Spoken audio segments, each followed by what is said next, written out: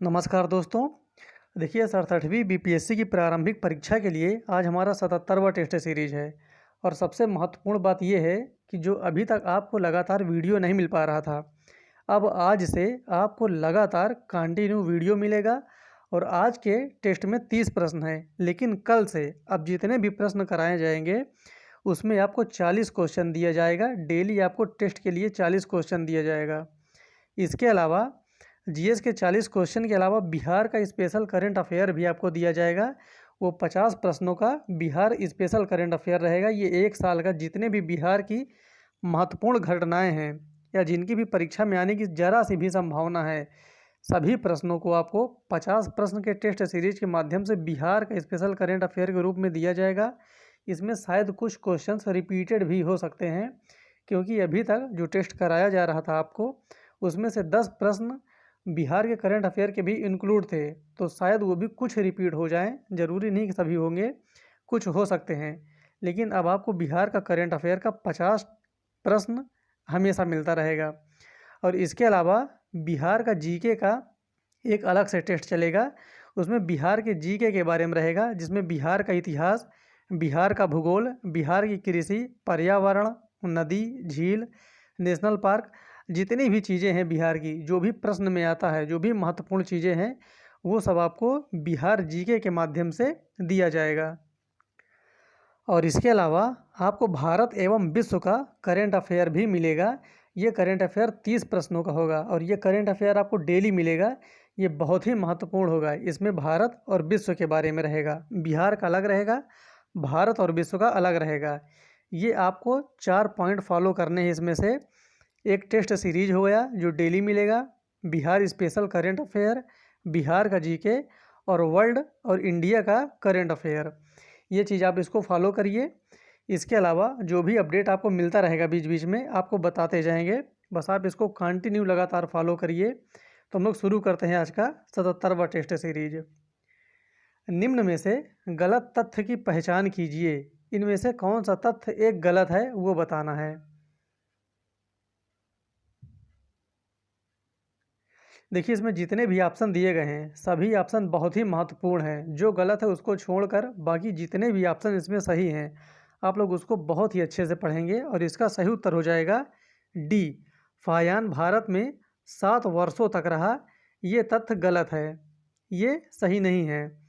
इसका सही उत्तर हो जाएगा फायान भारत में 14 वर्षों तक रहा, 7 वर्षों तक नहीं था। ये ध्यान देना है। निम्न में से किसे प्रिंस ऑफ पिलग्रिम्स कहा जाता है? प्रिंस ऑफ पिलग्रिम्स की उपाधि से सम्मानित किया जाता है किसको? इसका सही उत्तर हो जाएगा ए, व्हेनसांग को प्रिंस ऑफ पिलग्रिम्स कहा जाता है। इनमें से कौन शाहनामा का लेखक है? जो शाहनामा की रचना हुई थी उसका लेखक कौन है? इसका सही उत्तर हो जाएगा सी, फिरदौसी है। शाहनामा का लेखक फिरदौसी है। प्राचीन हड़प्पाकालीन स्थल नौदा टोली अवस्थित है। ये नौदा टोली कहाँ अवस्थित है?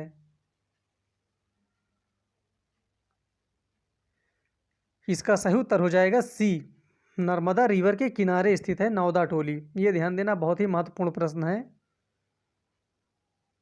महात्मा बुद्ध की प्रथम मूर्ति का निर्माण किस कला में किया गया है? किस काल में नहीं बताना है, कला बताना है। आर्ट में, कौन से आर्ट में किया गया है? इसका सही उत्तर हो जाएगा बी, सबसे पहले किया गया था बी। इसका सही उत्तर हो जाएगा बी है। हर्यक वंश का अंतिम शासक कौन है? ये काफ़ी महत्वपूर्ण प्रश्न है, यूपी पीसीएस में आया था। हर्यक वंश का अंतिम शासक, इसका सही उत्तर हो जाएगा बी, यह है नागदशक, हर्यक वंश का अंतिम शासक। सिकंदर के द्वारा बसाया गया प्रमुख नगर है। सिकंदर के द्वारा कौन सा नगर बसाया गया है? इसका सही उत्तर हो जाएगा ई, उपर्युक्त में से कोई नहीं या उपर्युक्त में से एक से अधिक। तो इसका सही उत्तर हो जाएगा उपर्युक्त में से एक से अधिक, क्योंकि जो सही उत्तर है वो हो जाएगा इसमें बेबीलोन। और इसका सही उत्तर है बी, निकाया और बुकाफेलो। ये दोनों नगर सिकंदर के द्वारा बसाया गया है। ध्यान देना है निकैया और बुकाफेलो। चंद्रगुप्त मौर्य को क्षत्रिय कहा गया। किसके द्वारा क्षत्रिय कहा गया है चंद्रगुप्त मौर्य को? ये प्रश्न पूछता है कि चंद्रगुप्त मौर्य को शूद्र किसने कहा, चंद्रगुप्त मौर्य को क्षत्रिय किसने कहा, ब्राह्मण किसने कहा। ये काफ़ी महत्वपूर्ण तथ्य होते हैं। और इसका सही उत्तर हो जाएगा बी। जो चंद्रगुप्त मौर्य को क्षत्रिय कहा गया था बौद्ध एवं जैन ग्रंथों में। जैन ग्रंथों के अनुसार किसके शासनकाल में मगध में 12 वर्षों का भीषण अकाल पड़ा था? ये चीज़ ध्यान देना है, 12 वर्षों का भीषण अकाल पड़ा था। तो ये टाइम भी पूछ लिया करता है कितने साल का था, तो 12 वर्षों का था। और ये हो जाएगा इसका सही उत्तर ए। ये है चंद्रगुप्त मौर्य के समय में, चंद्रगुप्त के अंतिम दिनों में 12 वर्षों का भीषण अकाल पड़ा था। सम्राट अशोक ने अपने राज्य अभिषेक के किस वर्ष लुम्बिनी ग्राम की यात्रा की थी?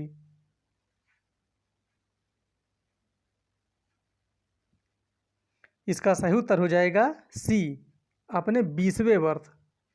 राज्य अभिषेक के 20वें वर्ष अशोक ने लुम्बिनी ग्राम की यात्रा की थी। वायुमंडल कई प्रकार की गैसों के मिश्रण से बना है। पृथ्वी के नज़दीक वायुमंडल में मुख्यतः पाई जाती है। ये ध्यान देना है, पृथ्वी के नज़दीक वायुमंडल में कौन सी गैस पाई जाती है मुख्य रूप से? इसका सही उत्तर हो जाएगा ए। ये पाई जाती है नाइट्रोजन एवं ऑक्सीजन। निम्नलिखित में से कौन सी एक वायुमंडल में स्थायी गैस है? वायुमंडल में एक स्थायी गैस है। स्थायी गैस का मतलब होता है कि जो उसका परसेंटेज है वो कभी घटता नहीं है। जितना अगर आज है तो वो बाद में भी उतना ही रहेगा। और इसका सही उत्तर हो जाएगा सी, नाइट्रोजन। नाइट्रोजन का जो परसेंटेज है वायुमंडल में ये हमेशा एक समान ही रहता है, जबकि कार्बन डाइऑक्साइड हमेशा घटता बढ़ता रहता है। ओजोन भी हमेशा कभी घटेगा कभी बढ़ेगा, नियान भी कभी घटता है बढ़ता है, लेकिन नाइट्रोजन फिक्स रहता है। ओजोन परत बताती है, ये ओजोन परत हमें किसके बारे में जानकारी देती है?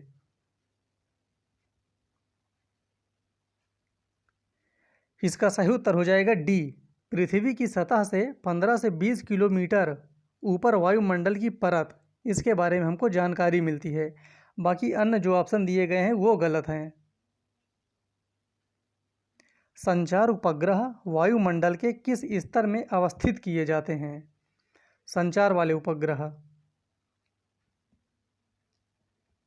इसका सही उत्तर हो जाएगा ए।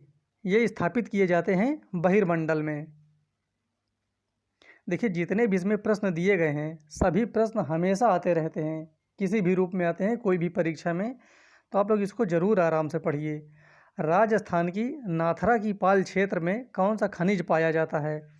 देखिए राजस्थान कुछ अलग ही खनिज के लिए प्रसिद्ध है, लेकिन यहाँ पर दे दिया गया है स्पेशली नाथरा की पाल क्षेत्र है, वो किसके लिए प्रसिद्ध है? और इसका सही उत्तर हो जाएगा ए। जो राजस्थान की नाथरा की पाल है ये लौह अयस्क के लिए प्रसिद्ध है। काफ़ी लोग इसका उत्तर तांबा या सीसा एवं जस्ता करते हैं, लेकिन वो गलत है। नाथरा की पाल लौह अयस्क के लिए प्रसिद्ध है। भारत के निम्न में से किस भाग में खनिज संसाधनों के सबसे बड़े भंडार हैं? वहाँ पर सबसे अधिक भंडार पाए गए हैं। और इसका सही उत्तर हो जाएगा डी। ये है दक्षिण पूर्व में। दक्षिण पूर्व में। निम्नलिखित में से कौन सुमेलित नहीं है? जो सुमेलित नहीं है वो बताना है, एक इसमें से कौन सा गलत है?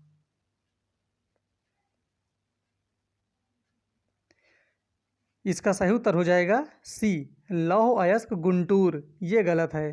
गुंटूर कहाँ है? तो यह आंध्र प्रदेश में, और ये लौह अयस्क के लिए प्रसिद्ध नहीं है।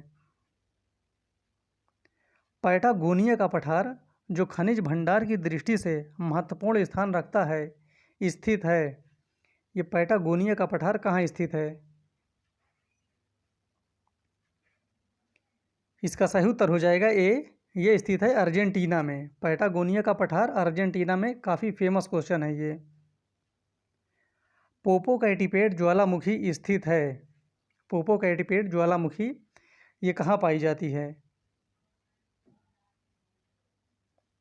इसका सही उत्तर हो जाएगा सी, ये मिलती है मेक्सिको में। निम्न में से किसे लापलाटा नदी कहा जाता है? किस रिवर को लापलाटा नदी कहा जाता है? ये दो रिवर की एक संयुक्त धारा है, और वो कौन सी नदी है? इसका सही उत्तर हो जाएगा ए, ये है पराना रिवर और पराग्वे रिवर। ये दोनों जब आपस में मिलती हैं तो इनको लापलाटा कहा जाता है इसके बाद, और ये ब्राज़ील में है। जैव विविधता को अधिकतम संकट है। देखिए ये चीज़ ध्यान देना है, जब कभी कोई क्वेश्चन पूछ ले कि मुख्य रूप से, अधिकतम या सर्वाधिक या विशेष रूप से, जब कभी ऐसे प्रश्न पूछे जाते हैं तो हमेशा ध्यान देना है कि वहाँ पर एक ही ऑप्शन रहेगा। वहाँ पर ई वाले जो ऑप्शन होते हैं, ई ऑप्शन वहाँ पर नहीं रहेगा। और जो ई ऑप्शन है बीपीएससी में, इसको कैसे हैंडल किया जाता है, इसको कैसे किया जाता है, इसके बारे में आपको एक स्पेशल वीडियो में बता दिया जाएगा। ये बहुत ही सिंपल क्वेश्चन होते हैं जिसमें ई ऑप्शन होता है। तो अगर आपसे अधिकतम पूछ ले, मुख्य रूप से पूछ ले, तो हमेशा ध्यान देना है कि उसका जो उत्तर होगा वो एक ही होगा, उसका उत्तर ई में कभी नहीं होगा। और इसका जो सही उत्तर है वो हो जाएगा ए, प्राकृतिक निवास एवं वनस्पति के विनाश से सबसे ज़्यादा, सबसे अधिकतम संकट है जैव विविधता को। और अगर इसमें अधिकतम शब्द नहीं दिया होता तो इसका सही उत्तर हो जाता है ई, क्योंकि सभी से कुछ ना कुछ इसमें संकट उत्पन्न होते हैं। रेड डाटा बुक का संबंध किससे है? जो रेड डाटा बुक निकलता है इसका संबंध किससे है? इसका सही उत्तर हो जाएगा बी, यह विलुप्ति के संकट से ग्रस्त जीव जंतुओं से। किसी भी प्रजाति को विलुप्त तब माना जाता है जब वह अपने प्राकृतिक आवास में कब तक नहीं देखी जाती है, कि हम लोग जब उसको विलुप्त घोषित करते हैं, इसका मतलब है कि जब भी पर्यावरण की दृष्टि से किसी भी जीव जंतु या पौधे को विलुप्त घोषित किया जाता है तो वो कब तक दिखाई नहीं देता। और इसका सही उत्तर हो जाएगा ए, 50 वर्षों से ना देखी गई हो तो उसको विलुप्त घोषित कर दिया जाता है। किस पर्यावरण में जैव द्रव्यमान का वार्षिक उत्पादन न्यूनतम होता है? जैव द्रव्यमान का जो वार्षिक उत्पादन होता है वो न्यूनतम होता है, सबसे कम होता है। और इसका सही उत्तर हो जाएगा ए, ये है गहरे सागर में। सबसे कम कहाँ होता है? गहरे सागर में। निम्नलिखित में से कौन एक किसी प्रजाति के विलोपन के लिए उत्तरदायी नहीं है? ये वर्ड ध्यान देना है, नहीं है। और इसका सही उत्तर हो जाएगा ए, व्यापक नीच कर्मता। देखिए कुछ क्वेश्चन सब आपको आगे ऐसे मिलेंगे जैसे कि विज्ञान के और इकोसिस्टम के, इसके क्वेश्चन को अब इंग्लिश में भी देने का प्रयास किया जाएगा।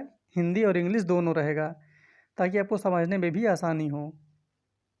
सबसे लंबा जीवित वृक्ष है, सबसे लंबा जीवित वृक्ष कौन सा है? ये क्वेश्चन आ चुका है और काफ़ी लोग इसका उत्तर गलत देते हैं, जबकि इसका सही उत्तर है बी, सिकोया। ये उत्तरी अमेरिका में पाया जाता है, ये सबसे लंबा जीवित वृक्ष है।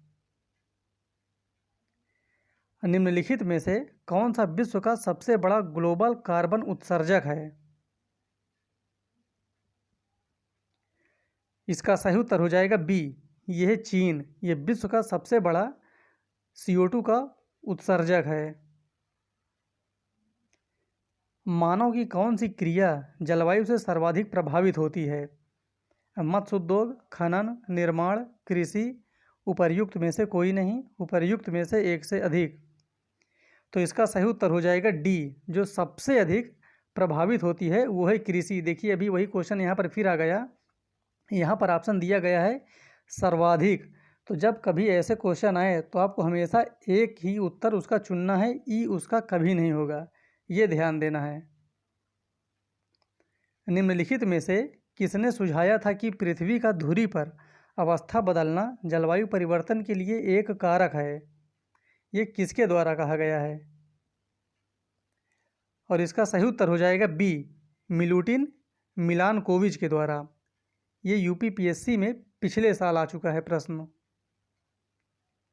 निम्न में से किससे जलवायु परिवर्तन का क्रायोजेनिक संकेतक प्राप्त किया जाता है? बहुत ही महत्वपूर्ण प्रश्न है, ये वर्ड ध्यान देना है। क्रायोजेनिक संकेतक किससे प्राप्त किया जाता है? जलवायु परिवर्तन के संबंध में। और इसका सही उत्तर हो जाएगा ए, ये है आइस कोर।